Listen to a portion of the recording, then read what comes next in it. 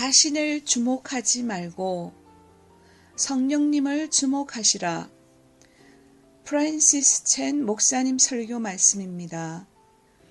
주여, 이제도 저희의 위협함을 하감하옵시고 또 종들로 하여금 담대히 하나님의 말씀을 전하게 하여 주옵소서. 손을 내밀어 병을 낫게 하옵시고 표적과 기사가 거룩한 종 예수의 이름으로 이루어지게 하옵소서 하더라. 빌기를 다음에 모인 곳이 진동하더니 무리가 다 성령이 충만하여 담대히 하나님의 말씀을 전하니라. 초대교회의 놀라운 상황을 자세히 설명해주는 본문 사도행전 4장 29절에서 35절의 말씀을 읽으면서 이 초대교회의 상황을 오늘날 21세기의 교회와 비교해 볼 때 세 가지 생각이 제 마음속에 떠올랐습니다. 첫 번째, 이것은 오늘날 우리 교회의 상황은 아니다라고 보는 것입니다. 아예 근본적으로 그 가능성을 부인해버리는 것입니다. 초대교회는 초대교회이고 오늘날 우리는 여러 가지 이유로 결코 초대교회의 상황과 같을 수 없다고 여기면서 이런 본문을 대할 때 아예 지구밭 이야기처럼 여기는 자세입니다. 두 번째, 이것은 우리들의 교회가 바라는 상황입니다 라고 여기는 자세입니다.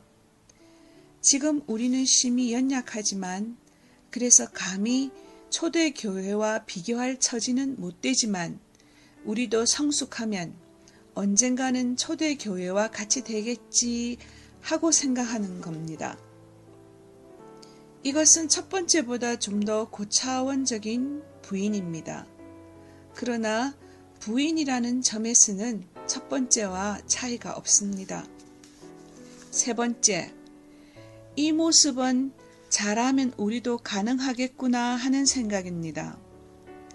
여러분 가운데 많은 분들이 제 생각에 동의하지 않을 수 있지만 저는 본문 성경을 읽으면서 우리도 이 모습이 가능하겠구나 하는 생각을 가져야 한다고 봅니다. 많은 사람들은 두 번째 생각을 갖고 있습니다. 오늘날의 교회가 초대 예루살렘 교회처럼 되어야 한다고 바른 생각은 갖고 있지만 사실상 그 마음에 진실로 그렇게 되기를 소원하고 있지는 않는 것입니다. 오늘날 많은 신자들이 교회에 정기적으로 출석하면서 또 신자로서의 마땅한 의무도 감당하려고 애를 쓰면서도 가끔씩 가난한 사람들을 돕기도 하면서도 본문에서 보이는 바와 같이 레디컬하게 크리스천의 삶을 사는 데 있어서는 자기의 몸을 슬쩍 빼버립니다. 한 발 뒤로 물러서는 것이죠. 그 원인은 근본적으로 자기가 원하지 않는 것입니다. 그리고 여러분 중에 대다수는 오늘날 상황에서 정말 초대 예루살렘 교회가 가능하겠습니까? 자기는 그것을 정말 원한다 하더라도 그것이 정말 가능하리라고는 믿지 않는 것입니다. 실제로 자기가 초대 교회를 원치 않으니까 그것이 불가능하다고 보는 사람이 있는 반면 실제로 자기가 초대 교회를 원하면서도 어떤 현실적인 패배주의로 인해 그것이 불가능하다고 보는 사람도 있습니다. 어쨌든 다 두 번째 경우입니다. 이것이 오늘날 우리 기독교의 문화처럼 되었습니다. 저는 이렇게 생각합니다. 물론 2000년 초대 예루살렘 교회를 우리가 꼭 빼닮을 수는 없습니다. 끝으로 나타나는 현상은 꼭 같을 수 없습니다. 그러나 그 속 본질적인 성령의 역사는 꼭 같다는 것입니다. 즉, 세 번째입니다.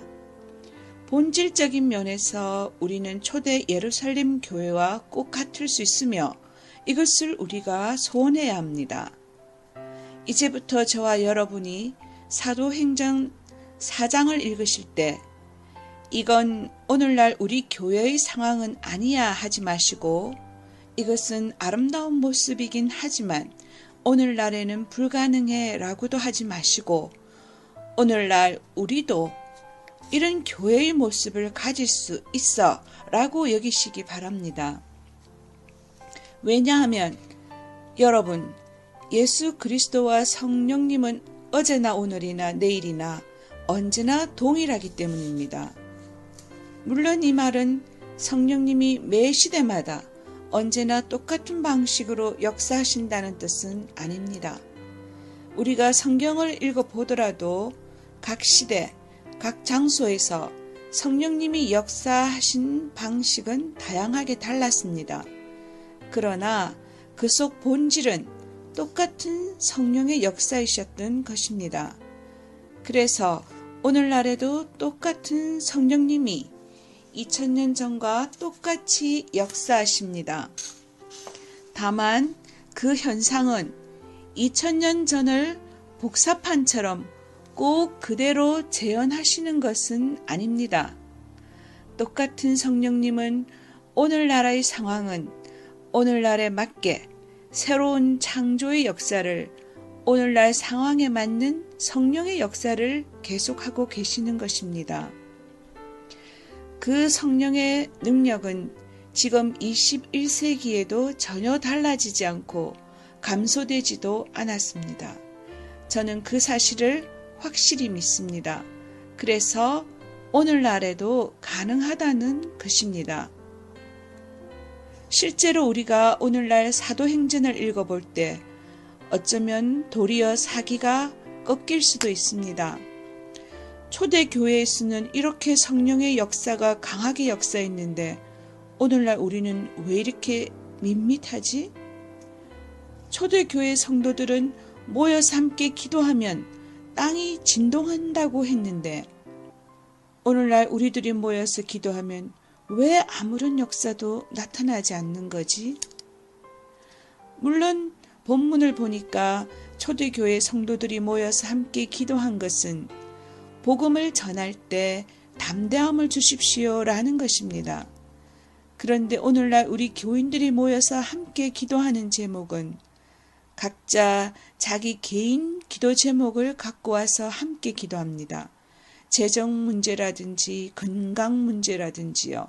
제 생각에는 그런 원인이 우리가 초대 예루살렘 교회의 모델을 갖고 있지 않거나 그건 오늘날 우리 시대에는 불가능해라고 여기는 선입견 때문이라고 봅니다. 아니면 우리 속 내면이 그것을 근본적으로 원치 않거나일 것입니다. 우리도 함께 모여서 주여 우리가 복음을 전할 때 담대하게 하여 주옵소서 우리를 반대하는 사람들을 두려워하지 말게 하시고 라고 기도하면 모인 곳이 진동하고 모두가 성령의 충만을 받지 않겠습니까? 이렇게 초대 예루살렘 성도들은 사명에 자기 신앙의 초점을 두고 살았습니다. 많은 성도들이 가지는 의문은 초대교회 모습이 옳다는 것은 알겠는데 우리가 어떻게 그것을 오늘날 우리의 삶의 모습에 적용할 수 있을 것인가 입니다. 이 문제에 대해서 좀 더 자세히 살펴보겠습니다. 이런 다분히 부정적인 생각을 우리가 하고 있는 이유는 우리가 성령의 능력을 가소평가하고 있기 때문은 아닐까요? 저도 여러분과 비슷한 생각이 들 때가 있습니다.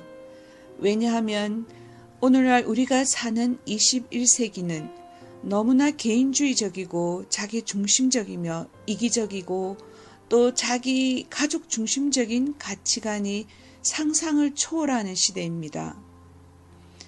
다들 영적으로 쭉 멀어져 있는 영적 침체를 겪고 있는 상황에서 어떻게 성도들을 규합해서 복음 전파에 담대함을 달라고 기도하게 하고 복음을 전하는 일에 헌신할 수 있도록 격려할 수 있다는 것입니까? 그건 정말 불가능하게 보이는 것이 사실입니다. 사실 오늘날 우리 각자는 자기 생존의 문제에도 급급한 형편입니다.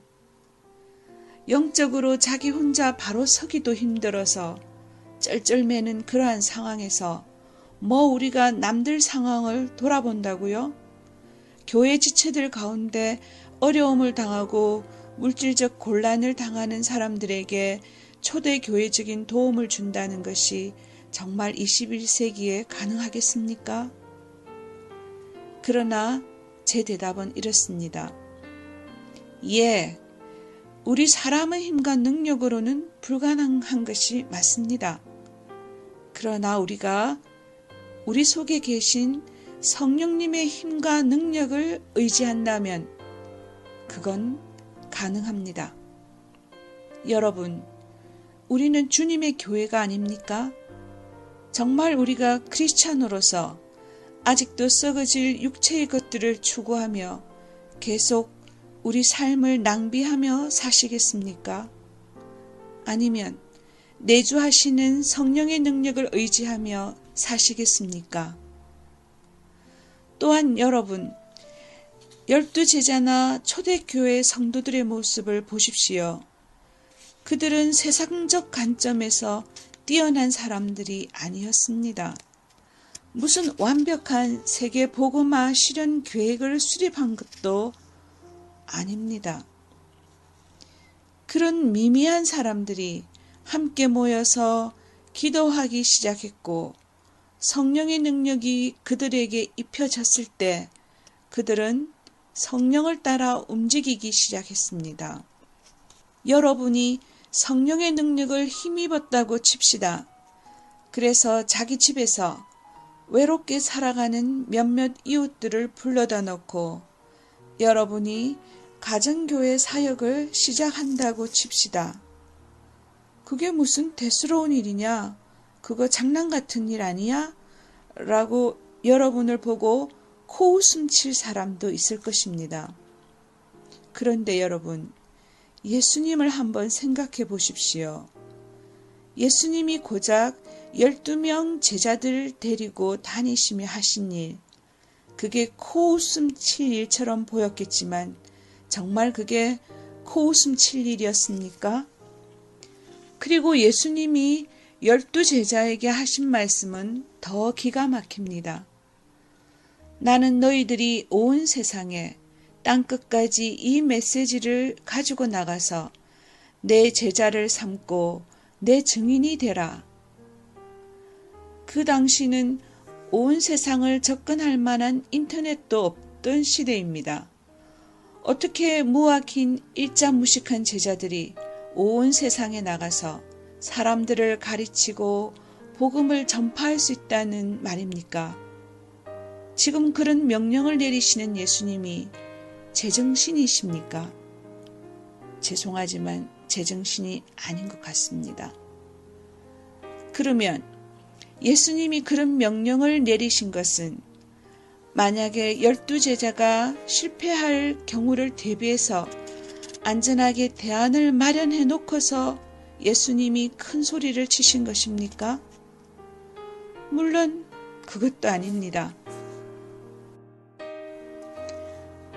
그럼 예수님이 마치 큰 소리 치시듯이 그 시대에 뛰어나게 앞서가지도 않던 갈릴리 출신의 제자들에게 당당하게 땅끝까지 이르러 내 제자를 삼으라고 명하셨던 자신감은 어디서 나왔을까요? 그것은 바로 성령의 능력이었습니다. 부활하신 예수님이 성령의 모습으로 그들 속에 내주하시겠으니 너희들은 아무 염려 말고 땅끝까지 나가서 복음을 전파하라는 것입니다. 그것은 물론 성공이었습니다. 전혀 인간적으로 불가능하게 보이는 그 대업을 그 부족한 제자들이 결국 해내었습니다. 그것은 정말 성령의 능력 때문이었습니다. 그런데 지금 우리 현실을 생각해 봅시다. 오늘날 우리 성도들 12명이 모여서 함께 기도하고 땅끝은 아니더라도 우리 동네 근처의 12블럭 정도는 복음을 전파할 수 있을까요? 지금 우리는 그 일도 못 해내고 있습니다. 그리고 그것을 쳐다보는 사람들도 냉소적입니다.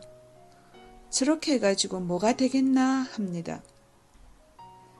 그래서 오늘날 우리들은 아예 그런 복음 전파적 삶을 추구하지도 않습니다. 위에서 말씀드렸듯이 철저히 첫 번째와 두 번째의 삶을 살아가고 있습니다. 그렇다면 그 이유는 무엇일까요? 그것은 우리 자신의 부족함을 너무 깊이 쳐다보면서 우리가 성령의 능력을 의지하지 않기 때문입니다. 오늘날 우리는 성령의 능력에 대한 기대감이 너무 낮기 때문입니다. 사람들은 그저 설교를 듣고 고개를 끄덕이며 설득을 당하고 그럼 그렇게 해야지 라고 하면서도 실제로 행동으로 옮기지는 못하고 있습니다. 그게 우리 현실입니다. 여러분 중에 일부는 크리스천이 된 지 10년이나 지났습니다. 보니까 여기 앉으신 분들 중에 대부분이 믿은 지 10년이 지나셨네요. 그런데 여러분은 여전히 아직 나는 준비되지 못했다 라고 생각하고 있습니다. 아직 나는 배워야 할 게 더 있다 라고 여깁니다. 여러분, 솔직하게 말씀드리면 지금 여러분은 아마 2000년 전 제자들, 땅끝까지 복음 전한 분들보다 훨씬 더 많은 것을 알고 계실 것입니다. 그런데도 사람들은 아직 더 공부해야지, 더 준비해야지 하고 있습니다. 여러분, 성령의 역사로 여러분이 예수 믿은 것이 맞습니까? 성령이 여러분을 변화시키신 것 맞습니까? 저는 이렇게 생각합니다. 여러분이 자기 스스로를 너무 깊이 생각하고 있습니다. 자기 자신을 너무 집중해서 쳐다보고 있습니다.